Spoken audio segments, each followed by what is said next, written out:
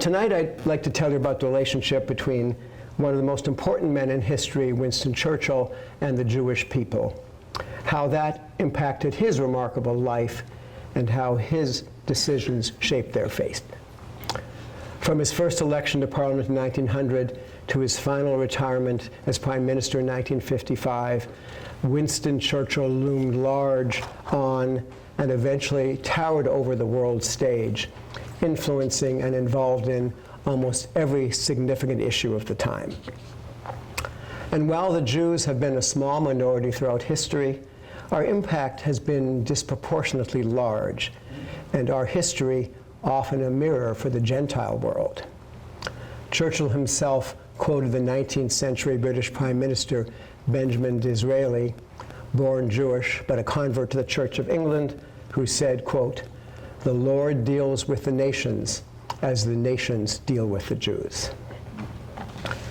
Winston Churchill's official biographer, the late Sir Martin Gilbert, often told of a conversation that helped to spark his interest in Churchill's relationship with the Jews.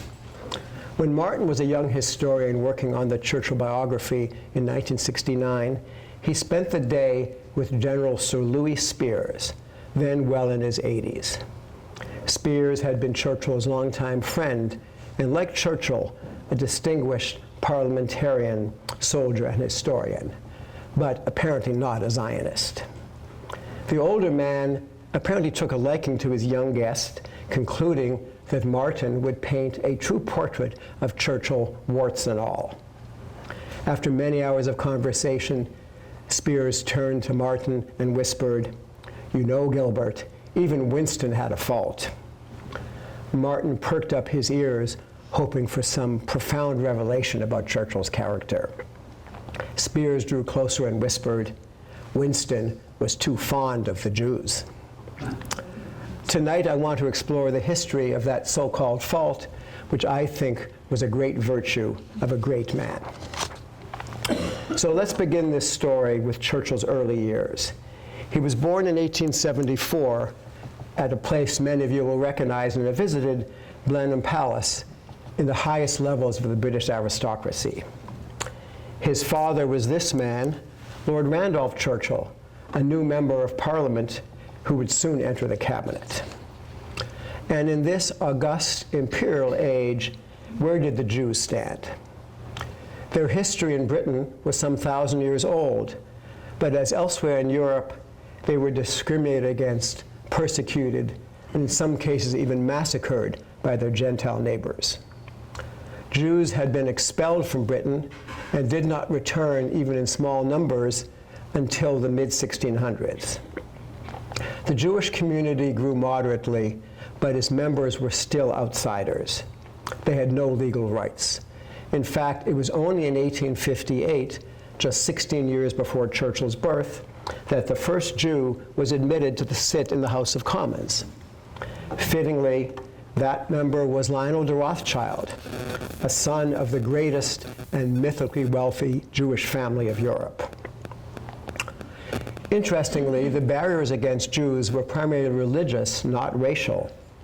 So Disraeli, even though his Jewish birth was well known, climbed to the top of what he called the greasy pole of British politics, becoming a celebrated prime minister. He, in fact, was Queen Victoria's favorite. Churchill's father, Lord Randolph, was immune to the anti-Semitism of his day, and in the 1870s and 1880s frequently entertained Jews in his home and was chastised by members of his family and friends for doing so. Among his Jewish friends were Sir Ernest Cassell, one of the leading financiers of the day and a good friend of the Prince of Wales, and an Austrian baron living in London, Maurice de Hirsch. But Lord Randolph's attitude was an exception. More common was the sentiment expressed by H.H. Asquith, a future prime minister. The Jews, he said, are, quote, a scattered and unattractive tribe. In 1906, Winston Churchill's relationship with the Jews acquired a political dimension when he began to represent a new constituency in the thriving industrial city of Manchester, where a third of the electorate was Jewish. After his election there, Jewish concerns became his own. By that time, a wave of immigrants had fundamentally transformed the Jewish community in England. These Jews, poor, Yiddish-speaking, and less assimilated, clustered in the East End of London and other cities. And while Churchill soon relocated to a different seat in Scotland, his service in Manchester exposed him for the first time to a new and burgeoning movement favoring a national home for the Jewish people. It was known as Zionism. And in 1905, Churchill began a lifelong relationship with one of the Zionist leaders, a brilliant chemist whose name you will recognize, Chaim Weizmann. Churchill was sympathetic to the goal of a national home for the Jewish people, writing the following in 1908. I am in full sympathy with the historical aspirations of the Jews. The restoration to them of a center of racial and political integrity would be a tremendous event in the history of the world. Winston Churchill's world and that of the Jews changed dramatically with the outbreak of the First World War in 1914. Allied with Germany against Britain was the Ottoman Empire, which, while in decline, still controlled a broad swath of the Middle East, including most of Syria, Lebanon, Iraq, and the Arabian Peninsula. And it also included lands known as Palestine, both east and west of the River Jordan, and especially the holy city of Jerusalem. By December 1917, 3 years into the war, the Ottoman Empire was near collapse, and the British Army under General Sir Edmund Allenby occupied Jerusalem. Just a month before, the British Foreign Secretary Arthur Balfour had written a letter to Baron de Rothschild, known ever since as the Balfour Declaration. The letter consisted of only 3 sentences, with the most important one reading, quote, His Majesty's government view with favor the establishment in Palestine of a national home for the Jewish people, and will use their best endeavors to facilitate the achievement of this object. The declaration added, it being clearly understood that nothing shall be done which may prejudice the civil and religious rights of existing non-Jewish communities. But critically, this declaration provided no definition of what the words a national home for the Jewish people actually meant. That ambiguity would create problems ever after. The fate of Palestine soon became Churchill's concern when a League of Nations mandate to administer Palestine was offered to Britain. Churchill was wary of the cost of this new territory and the potential for conflict between Arabs and Jews. Nevertheless, the mandate was assigned to Britain in 1920, and until it was finally given up on May 15, 1948, it was to be a source of vexation, frustration, and worse for successive British governments. Winston Churchill became the British Colonial Secretary in February 1921, and his new position included responsibility for the mandate of Palestine under a new British-appointed civil administration with a High Commissioner, this man, Sir Herbert Samuel. Samuel was proud both of his Britishness and of being a Jew. Winston Churchill was a man of action, if anyone was, so his first instinct was to see the situation on the ground for himself. Off he went from London on March 1st, his destinations being Cairo and Jerusalem. Even before departing, he had urged his closest advisor on the Middle East to broker a deal under which one son of Sharif Hussein of Mecca, Faisal, would become king of Iraq, and a second son, Abdullah, king of the Arab lands east of the River Jordan, to be known as Transjordan. The area to the west of the Jordan would be Palestine, and this new arrangement was ratified at a conference in Cairo a few days later. By the way, Churchill's advisor was a shrewd army colonel, this man, T.E. Lawrence. You remember him today, of course, as Lawrence of Arabia. Now, it goes without saying that he wasn't quite as handsome as Peter O'Toole in the movie, but who could be? And a few days later, Churchill set off for Palestine with Sir Herbert Samuel and Colonel Lawrence in tow, hoping that the interests of both Jews and the Arabs could be reconciled. At that time, the Jews, although they had lived in the area for over 2,000 years, numbered just 80,000. There were 600,000 Arabs. Traveling by train from Cairo, Churchill's party pulled into the first large town within the borders of the new mandate. If you're expecting that it has long since been forgotten, you'd be wrong. The town is still there, and its name is Gaza City. One of Churchill's military orderlies later recalled being met by a screaming crowd, all shouting in Arabic, "Cheers for the minister and for Britain." He also heard an even louder cry, "Down with the Jews, cut their throats." Churchill and Sir Herbert Samuel, not understanding a word, were delighted with their enthusiastic reception, and Colonel Lawrence thought it best not to translate. Churchill set himself up in Government House in Jerusalem, and the Zionists were encouraged when he visited the site of the future Hebrew University on historic Mount Scopus. He spoke eloquently of his and Britain's support for the Balfour Declaration and expressed the hope that Jewish enterprise would benefit all Palestinians. And this is Churchill at Mount Scopus with Sir Herbert and speaking at the Hebrew University. The local Arabs, however, had their own opinion. An organization known as the Congress of Palestinian Arabs presented Churchill with a 35-page memorandum whose long litany of complaints included the statement that Palestine belonged to them and that the Balfour Declaration was, quote, a gross injustice. They then sunk to the rhetoric of classic anti-Semitism, saying, "The Jew is clannish and unneighborly. He will enjoy the privileges and benefits of a country, but will give nothing in return." Churchill returned to London, having taken the measure of things on what would be his only official visit to the Holy Land. As the responsible minister, it was now up to him to shepherd the government's Palestine policy through Parliament. That policy combined continuing support for Zionism with sensitivity to Arab concerns, along with controls on immigration. But in Parliament, however, sympathy for the Arabs was widespread.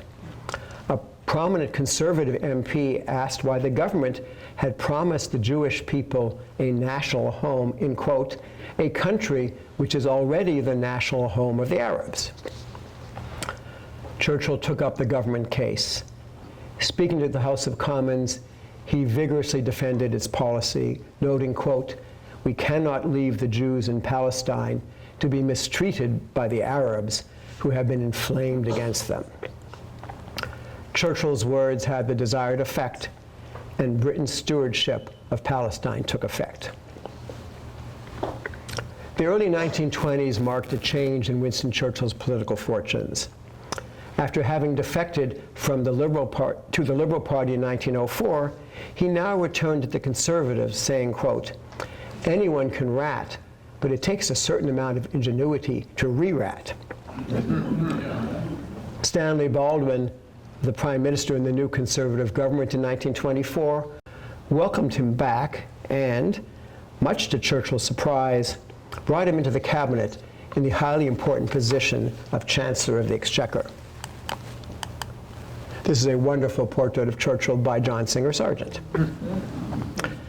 Winston Churchill continued in this office until the Conservative government was defeated in 1929. While the Tories returned to power after the onset of the Great Depression, Churchill was excluded from the cabinet for the next 10 years.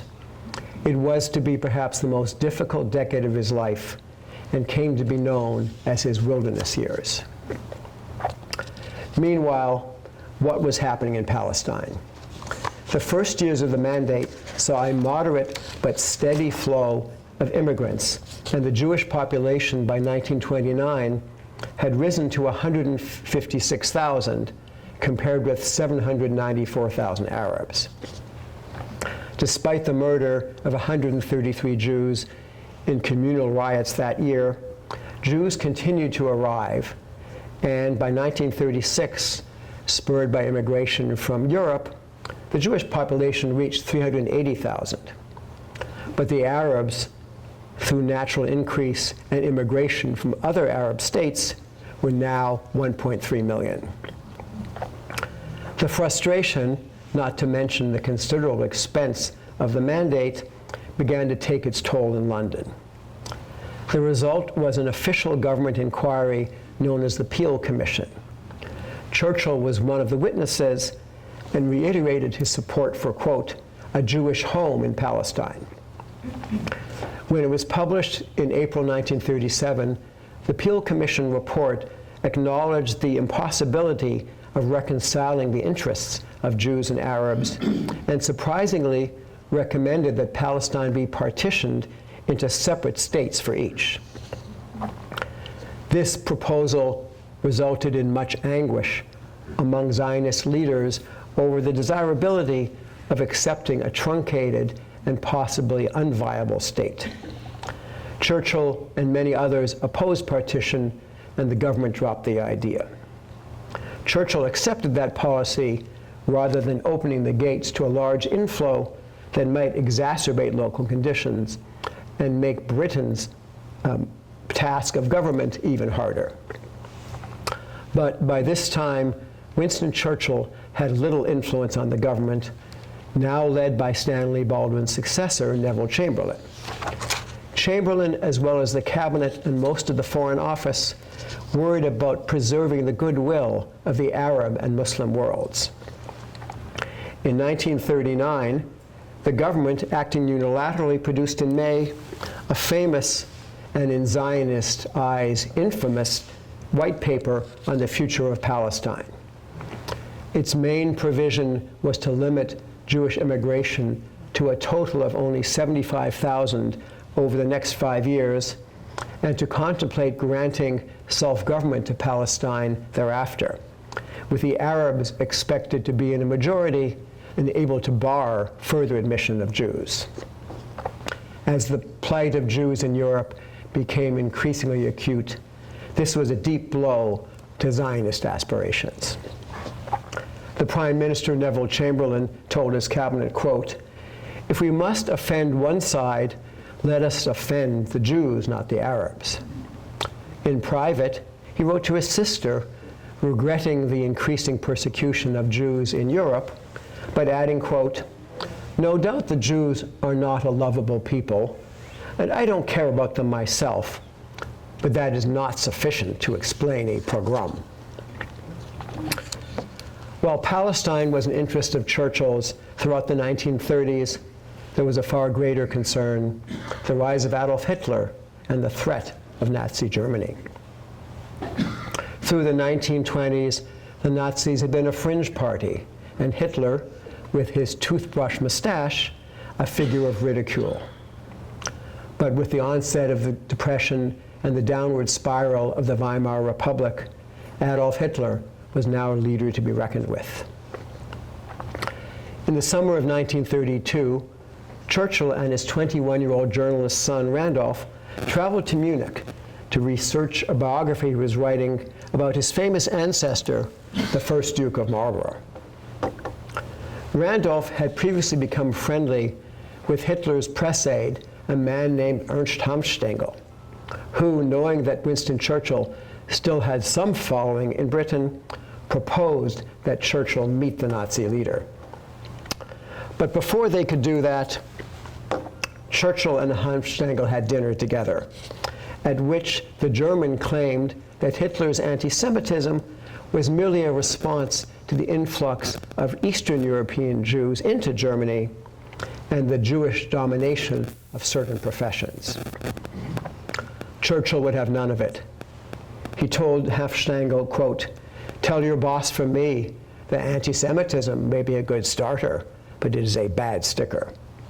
And Churchill added, quote, "Why is your boss so violent against the Jews? What is the sense of being against a man simply because of his birth?" Hafstangl reported Churchill's views to Hitler, but still encouraged him to meet with the British visitor. But the next day it was explained that the appointment with Hitler would be canceled as he was not coming to Churchill's hotel that afternoon. Churchill later recorded that although he and his family remained in Munich for several more days, Hitler stayed away until they were gone. What would have been one of the most intriguing what-if meetings in history never occurred. Only 3 months later, the Austrian-born corporal with a funny mustache, a failed artist, an itinerant house painter, was Chancellor of Germany. He would turn it into a military power the likes of which the world had never seen. Just 3 months later, using the excuse of the Reichstag fire, Hitler was a virtual dictator. The first restrictions on Jews, including their dismissal from all civil service positions, were enacted the next month. On the very same day, Winston Churchill spoke in the House of Commons of the dangers of German militarization and condemned discrimination against the Jews. With amazing prescience, he warned, quote, "There is a danger of the odious conditions in Germany being extended by conquest to Poland and persecution begun in that area." In fact, Polish Jewry became the principal victims of Adolf Hitler's Holocaust, accounting for nearly half its victims. For the remainder of the 1930s, Winston Churchill remained the leading voice against German expansion and British appeasement, and the Nazi treatment of the Jews was part of his case. Less than a year after the 1938 Munich Agreement, Britain was at war, and Churchill was finally back in the cabinet as First Lord of the Admiralty, the same position he had held at the start of the First World War, exactly 25 years before. It was said that a 3-word message went out to Royal Navy ships around the world: "Winston is back."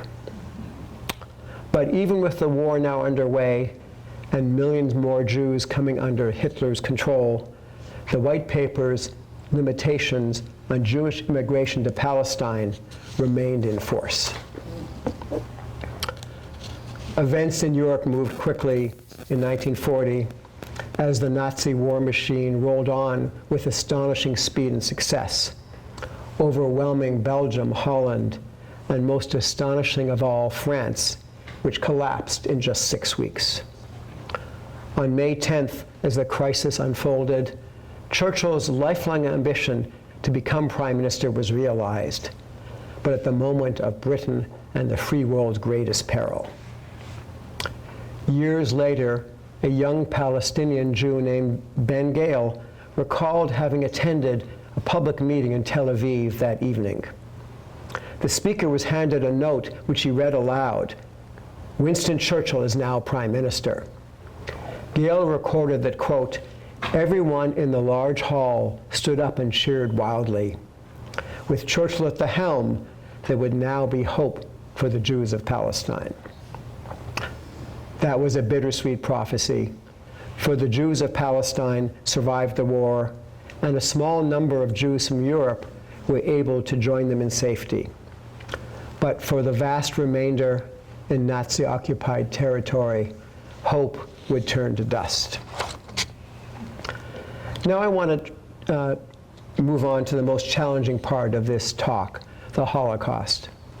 What did the Allies and their leaders know and when? How did they respond in both word and deed? And what judgment can we today and history make about that tragic time? While the Nazis occupied large parts of Europe by the spring of 1941, the Holocaust began in earnest on June 22nd that year with the German invasion of the Soviet Union. Despite the fog of war, knowledge of Nazi atrocities reached Churchill and other Allied leaders fairly quickly, from intercepts of German radio messages, and later from couriers from Europe, including some who had escaped from concentration camps. While precise details were not always clear, the fate of the Jews of Europe was becoming increasingly apparent. One newspaper, the Times of London, in September 1942, carried a story describing a train of 4,000 Jewish children leaving France for a destination, quote, somewhere in Poland. The destination was the new extermination camp at Auschwitz. So what was the reaction of Churchill and other Allied leaders, both initially and as this tragedy unfolded? It was to decry and condemn what Churchill called, quote, these vile crimes. Although often the condemnation was directed against Nazi atrocities in general, and not specifically those against the Jews. In a radio broadcast on August 24th, 1941, barely 2 months after the invasion of the Soviet Union, and when the German Wehrmacht seemed invincible, Churchill stated, quote, we are in the presence of a crime without a name. Churchill and the other Allied leaders believed that the best way to aid the Jews was to destroy Adolf Hitler and the Nazi regime as quickly as possible. Indeed, if Hitler had prevailed in his conquest of the Soviet Union, where a substantial number of Jews remained, or if General Rommel's Afrika Korps had succeeded in taking over Palestine, many more Jews would have perished. But considering all of this, I think there are two questions. The first is, what happened in Palestine during the war? And second, what specific steps could the Allies have taken, especially when the tide of war turned against Germany from 1943 on? In the early years of the war, when more Jews might have reached the shores of Palestine, the restrictions of the 1939 White Paper remained in effect. We now know that tens of thousands, and perhaps more, might have taken advantage of that refuge. So why were those gates never opened? I think there are several answers, the most important of which is that Churchill's wartime cabinet, which was a coalition of conservatives, labor, and liberals, favored retention of the White Paper policies. In addition, most senior civil servants were sympathetic to the Arabs and concerned with retaining the goodwill of the vaguely described Arab world. That attitude went to the very top of the cabinet. In 1942, an assistant to the Foreign Secretary Anthony Eden, who had resigned from Neville Chamberlain's government to protest appeasement in 1938, made the following note about his boss in his diary, saying, quote, Anthony is immovable on the subject of Palestine. He loves Arabs and hates Jews. And even as the dark night of the Holocaust began to fall over Europe, the War Cabinet in March 1942 reiterated, quote, all practicable steps should be taken to discourage illegal immigration into Palestine. What did Winston Churchill do? He continued to write and speak sympathetically in support of Jews and Zionism. He argued with his cabinet colleagues and civil servants about their tilt towards the Arabs and their lack of sympathy for Zionism. He also pointed out the Arabs' lack of support for British war aims. But while Churchill's views differed from those of his colleagues, even he did not argue for a wholesale opening of Palestine to Jewish immigrants. He chose not to, or perhaps even could not have overruled the prevailing view of his cabinet and government. In the final analysis, he was the powerful leader of a democratic coalition government, not an omnipotent dictator. In hindsight today, Churchill's admirers wish he had tried to do more, even if that effort had been unsuccessful. And it is no real mitigation, unfortunately, to say that the fact is that as the Jews of Europe died in the millions, even the complete opening of Palestine would have rescued but a small number. Nonetheless, at that time, the world forgot about a famous precept from the Talmud: he who saves a single life saves the world. The second question is what Churchill and the Allies might have done in practical terms as the Holocaust unfolded, especially from June 1941 through the beginning of 1944, when most of the Jews were killed. The sad truth is that once the war began and the Soviet Union was nearly crushed by the German onslaught, there was relatively little that could be done in practical terms. In the deranged mind of Adolf Hitler, the destruction of the Jews and the Bolshevism he thought they spawned was the central and overwhelming purpose of life. Everything would be subordinated to that goal, even using resources that might have been deployed in the battle against the Allies. Britain had little power to stem the onslaught on the Russian front that began in June 1941, and the United States was still 6 months away from even entering the war. In the extermination camps in Poland created under the German Operation Reinhardt, death came in a brief whirlwind. Over 2 million people killed in barely 18 months. The Reinhardt camps were located deep in occupied Poland, beyond the range of British or American bombers, even if the Allies had fully understood what these camps were. But the case of Auschwitz, where 1 million Jews died, never disrupted by Allied action, has come to symbolize a broader failure on the part of Britain, America, and its leaders. Early reports of the operation of Auschwitz came through the Polish underground in 1943, but were not sufficiently appreciated in Britain or America. But that aside, a very detailed account of the operation of the camp was provided in the spring of 1944 by 2 escaped Jewish prisoners. It took several weeks for the news of the escapes and the importance of what was happening at Auschwitz to be fully appreciated by the Jewish Agency and others in London.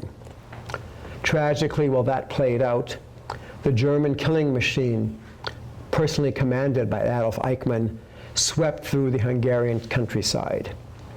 In just 8 weeks, from mid-May to early July, 437,000 Jews were deported from the Hungarian countryside to Auschwitz, where 90% were gassed on arrival. On July 6, 1944, exactly a month after D-Day, Chaim Weizmann, the Jewish leader, met with Anthony Eden and requested, among other things, that the railroad lines to Auschwitz be bombed. On being told of this request, Churchill encouraged Eden to follow through, saying, quote, "Get everything out of the Air Force that you can and invoke me if necessary." Ironically, the deportation of Jews from Hungary ended just 2 days later. Churchill's request was passed on to the United States, whose 15th Army Air Force was within range in Italy of the camps. In fact, bombing raids were conducted later in the summer on military and industrial targets quite nearby. For various reasons, including a desire to concentrate on purely military targets and a concern that bombing would kill the prisoners themselves, as well as sheer inertia and lack of awareness, a targeted raid never occurred. Some said that such a raid would have been difficult and ineffective, noting how expert the Germans had become in repairing railroad lines around Europe. But the bombing of Auschwitz has come to be a symbol for the broader question of why, from 1933 on, the Western democracies, and even many Jews themselves, could not foresee the dreadful endgame that Adolf Hitler was preparing for the Jews of Europe. When confronted with an act in history that had no precedent and has had none since, we face the challenge of explaining the inexplicable. My own father had the good sense or good luck to leave Berlin as a young man in 1937. So that's a question that's relevant to my own life. Many of his relatives were not so fortunate. The war in Europe ended just 10 months after Weizmann's meeting in London. Less than 3 months after that, Winston Churchill was voted out of office and did not return as prime minister until October 1951. There is a continuing story about Churchill's relationship with Palestine and Zionism from that point on, which we'll leave for another occasion. While he remained a Zionist, his enthusiasm had been tempered by the murder of his close friend, Lord Moyne, the resident minister for the Middle East in Cairo in November 1944. The assassins were members of a Jewish terrorist group, the Lehi, and their act was roundly condemned by Chaim Weizmann himself. Ironically, in modern-day Israel, those assassins are regarded as heroes. The new British Labour government, led by Prime Minister Clement Attlee and his Foreign Secretary Ernest Bevin, was anti-Zionist, and British public opinion turned even more in favor of the Arabs. The British government remained opposed to the establishment of an independent Jewish state and continued to block refugees attempting to reach Palestine from the displaced persons camps of Europe. You all know the story of one of those refugee ships. It was called the Exodus. Faced with the reality of British opinion and the lack of enthusiasm for Zionism in Parliament and the government, Churchill continued to criticize the Attlee and Bevin policy on Palestine. But he did not take it up as a major cause, much to the disappointment and even bitterness of Chaim Weizmann and other Zionist leaders. But after Israel became independent, Churchill once more became a devoted friend of Zionism and of the new nation of Israel that movement had created. I'd like to tell you one story as we move towards conclusion from those dark days of the Second World War. It's about a young girl who lived with her family in occupied Europe and who kept a diary. Her parents listened to the radio for long periods of time, even though that was illegal, seeking news about the world beyond the Nazi realm. This high-spirited teenage girl sometimes found that tiring, and at one point recorded her frustrations in her diary this way, saying, quote, "The radio goes from early in the morning until 9, 10, and often 11 o'clock at night." She continued, quote, "Ugh, it gets so boring, and it's quite a job not to become a dull old stick myself." But then she added, "I must mention one shining exception. A speech by our beloved Winston Churchill is quite perfect." The words and voice of Winston Churchill gave hope and courage to that girl and to countless others facing the dark evil that had enveloped their world. If she were here today, the young girl writing in that diary would be well in her 90s. Sadly, she did not live to her 16th birthday. Her name was Anne Frank. Perhaps in the words of the young girl, we can find hope for the future of the Jewish people and for the freedom of all mankind for which Winston Churchill struggled. So let me conclude tonight by returning to the story of Herman Lodinger, in whose name this program has been endowed by Holly and Paul. I don't think Herman Lodinger ever met Winston Churchill, but I would think he was an admirer. And if they had met, Winston Churchill in turn would have admired Herman and thanked him for his service. On May 28, 1940, as disaster loomed in Europe, Winston Churchill addressed the House of Commons, saying, quote, "Nothing can relieve us of our duty to defend the world cause to which we have vowed ourselves, nor to destroy our confidence in our power to make our way through grief to the ultimate defeat of our enemies." Herman Lodinger risked his life to defend that world cause, and for that we remain grateful. And thanks to the God of Abraham, Isaac, and Jacob, Herman survived so that we might be here tonight to celebrate his life and honor his memory. As you heard, Herman was part of Crew 20 of the Army Air Force 753rd Squadron, originally assigned to the 458th Bomber Group. They trained in Nevada during the last months of 1943, and in January 1944, shipped over to Europe.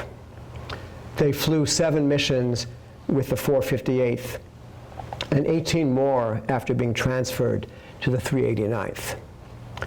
Most flyers knew that if they could survive 25 missions, they were living on borrowed time.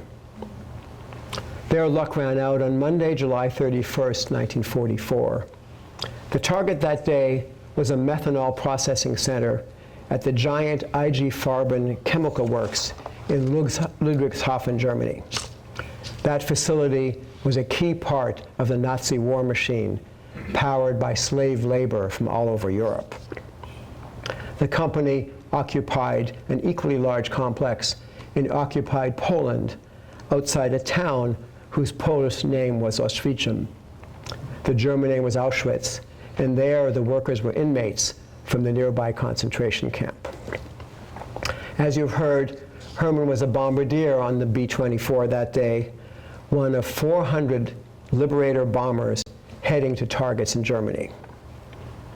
Just after the payload was released and the plane turned towards home, it was hit by heavy anti-aircraft fire. The number 3 engine and the bomb bay were quickly engulfed in flames. The crew tried to fight the fire, but quickly recognized that the fuel tanks might soon explode. The plane's alarm sounded, "Stand by to bail," and almost immediately jump. Minutes later, the plane exploded in midair before crashing 3 kilometers north of the town of Wernheim, Germany. 11 men bailed out and were quickly captured, spending the rest of the war in German POW camps. Religion was not something that Jewish prisoners were inclined to publicize when in Nazi captivity. But there were actually 13 men on that plane that day. One, Sergeant Francis Koch, was trapped in the burning bomb bay as he tried to extinguish the flames. Another man, Sergeant Marshall Tharp, crawled back to help him, and his parachute opened accidentally and caught fire, trapping both men in a blazing inferno as it hurtled towards the ground. According to German intelligence reports, their badly burned bodies were found near the wreckage and were buried in the local cemetery. Louis Koch was from Reading, Pennsylvania, and he was 22 years old. He had enlisted in the Army in September 1942. Marshall Tharp was just 21 and grew up in Shreveport, Louisiana. 5 years after the end of the war, their bodies were returned to their families.